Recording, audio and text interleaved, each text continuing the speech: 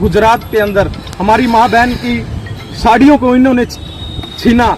तो देखिए, जब जिस देश के अंदर बेटी बचाओ बेटी पढ़ाओ के नारे दिए जाते हैं और उन बेटियों पे लाठियां बरसाई जाती हैं, वो देश कैसा होगा। तो देखिए, स्वाभिमान के लिए हम जिंदा रहे हैं। जब इस देश को बनाने की बात आई, सरदार वल्लभ भाई पटेल के कहने पर 465 रियासतें 1 मिनट में राजपूतों ने इस देश के नाम कर दी। क्या इस दिन के लिए हमने नाम की थी कि हमारी पगड़ियों पे इन्होंने ऐसे पगड़ियों को उछालेंगे, हमारी बहन बेटियों की साड़ियों को ये खींचेंगे।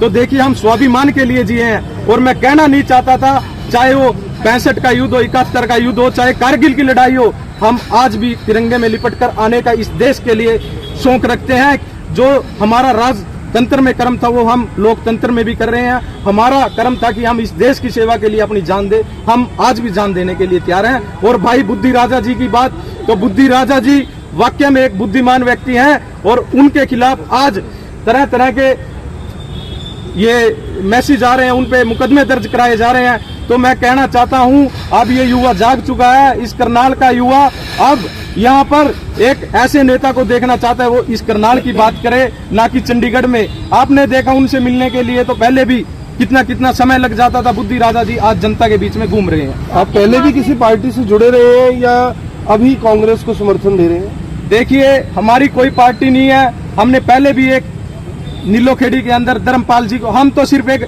जनता प्रतिनिधि को, मैं एक अपने आप को जनसेवक के रूप में मानता हूं।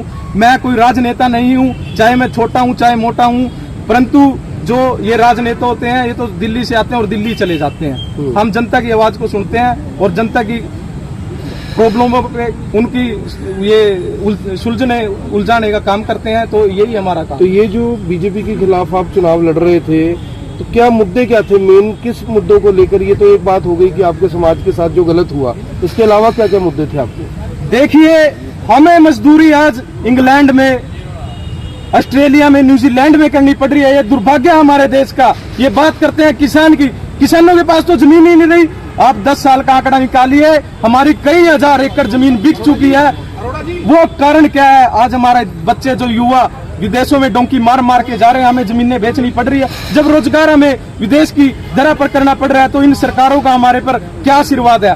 और मैं आपके चैनल के माध्यम से एक बात और कहूंगा कि ये सरकारें पीछे हमने 10 साल से देख लिया है। जितना दंगा आपसी भाईचारे का हो, चाहे जातिवाद का हो, चाहे किसी धर्म को लेकर हो, इस 10 साल में हमारे सामने आया। हमने ऐसा दंगा पहले कभी नहीं देखा। तो दिव्यांशु को सपोर्ट करोगे? बिल्कुल, दिव्यांशु को खुला सपोर्ट रहेगा। जो मनोहर लाल को हराएगा, दिव्यांशु आज उस भूमिका में है कि वो मनोहर लाल को हराने जा रहे हैं। आपके समाज ने सीएम को दे दिया समर्थन, तो उसको कैसे देखते हैं? आप एक चीज देखिए, आज 10 साल के अंदर तो उनको महाराणा प्रताप जी नहीं दिखे क्या? आज 10 साल के बाद महाराणा प्रताप के चरणों में फूल चढ़ाने पड़े। तो 10 साल पहले वो राजपूत समाज को भी पता है, वो 10 साल किन एसियों की हवा में बैठे थे। शायद वो 10 के 10 साल वहां फूल चढ़ाते तो उनके राणा प्रताप के संघर्ष से पता चलता कि एक घास फूस की रोटियां खाकर उन्होंने इस देश के लिए क्या बलिदान दिए, क्या त्याग दिया और क्या समर्पण दिया। उन्होंने सिर्फ एसियों की हवा खाई। वो इसको सिर्फ एक पॉलिटिकल इशू बनाना चाहते हैं कि आज वो वहां माला चढ़ाए आएंगे, कल को क्षत्रिय समाज उनको वोट देगा। कल जी बताइए आगे। मैं कहना चाहता हूं, क्षत्रिय समाज तो आज उनको चोट देगा। बराड़ा के अंदर एक राज्य स्तरीय आज आयोजन किया गया है महाराणा प्रताप जी की जयंती के रूप में। वहां पर पूरा समाज फैसला लेगा, जो भाजपा को हराएगा हम उसको मजबूत करने का काम करेंगे। आखिरी सवाल है, 3 विधायकों ने, निर्दलीय विधायकों ने समर्थन दिया है कांग्रेस को। जिला परिषद के कल जो मेंबर है उन्होंने भी समर्थन दे दिया, सरपंच पहले से समर्थन दे रहे हैं। क्या लग रहा, फायदा मिलेगा कुछ कांग्रेस को इसका? मैं आपको कहना चाहता हूं, गांव के अंदर एक बहुत अहम पद होता है लंबड़दार, वो इन्होंने खत्म कर दिया। उसके बाद सरपंच अपनी मांगे तो मांग रहे थे। अगर पूरे देश के अंदर सबसे बड़ी पंचायतें गांव की पंचायत मानी जाती है, उनको इन्होंने पंचकुला के अंदर लाठियां बरसाई। उसके बाद जिला पार्षदों के भी बहुत से मुद्दे थे, उनकी इन्होंने सुनवाई नहीं की। आप किसी भी महकमे को उठा लो, किसी भी वर्ण वर्ग या किसी धर्म को उठा लो, आज इनसे कोई खुश नहीं है। हर व्यक्ति इनसे दुखी है और हर व्यक्ति ने मन बना लिया है कि अब हम वोट देंगे इनके खिलाफ, जो इनको हराएगा हम उनको जिताएंगे। करनाल की लोकसभा के लोगों से कुछ कहना चाहेंगे? मैं करनाल की लोकसभा के लोगों से सिर्फ एक बात कहना चाहता हूं, इस बुद्धि राजा को मजबूत करिए। इस बुद्धि राजा ने 5 मुकदमे दर्ज आपके लिए कराए हैं, करनाल के लोगों के लिए कराए हैं। और बुद्धि राजा वो व्यक्ति है खट्टर साहब, 20 मुकदमे और आप दर्ज कर दो, ये यहाँ से नहीं जाएगा।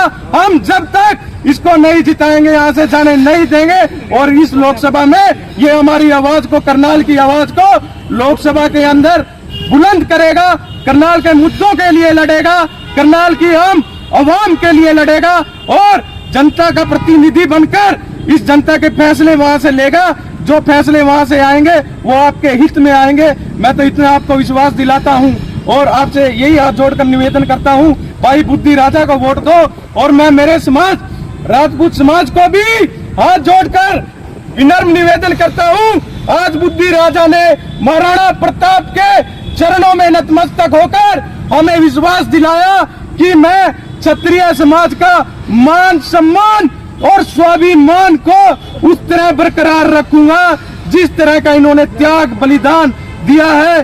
तो मैं दोबारा फिर यही संदेश दूंगा, बुद्धि राजा को जिताओ, इस देश को बचाओ, भाजपा को भगाओ, इस देश को बचाओ। क्षत्रियों के मान सम्मान को बचाने के लिए इस भाजपा को भगाना होगा, भगाना होगा, भगाना होगा। कांग्रेस तो मेरा पूरा पिक्चर पंकज गाबा हैं जो करनाल में दिव्यांशु बुद्धि राजा के लिए कैंपेनिंग कर रहे हैं। पंकज, किस तरह देखते हैं जो एक युवा लड़के ने जो लोकसभा चुनाव लड़ना चाहता था दिव्यांशु के समर्थन में कहीं ना कहीं अपना नामांकन वापस ले लिया? नामांकन को सबसे पहले तो मैं रोमी राणा जी का स्वागत करता हूं और इन्होंने आज समर्थन दिया है और इन्हें पूरा मान सम्मान दिया जाएगा, इसका आश्वासन भी मैं देता हूं। और दूसरी बात, नेचुरली बात है, दिव्यांशु बुद्धि राजा को चुनावों में रोमी राणा जी के आने से मजबूती मिलेगी। और आप जैसे दिन पर दिन देख रहे हैं, जैसे परसों 3 निर्दलीय विधायकों ने समर्थन दिया और उसके बाद कल 20 पार्षदों ने मीटिंग की और आज रोमी राणा जी ने हाँ, तो इनके प्रति ना लोगों के अंदर जो गुस्सा था वो फूट के निकल रहा है। और जैसे जैसे 25 तारीख नजदीक आती रहेगी, लोगों का आप नेचुरली रोज देखेंगे, हर रोज बम फूटेंगे और एक दिन 25 तारीख को बड़ा धमाका होगा, उसका रिजल्ट 4 जून को आएगा। चलो, इस धमाके का नुकसान लोगों को नहीं होना चाहिए, इसका ध्यान रखना आपने। बिल्कुल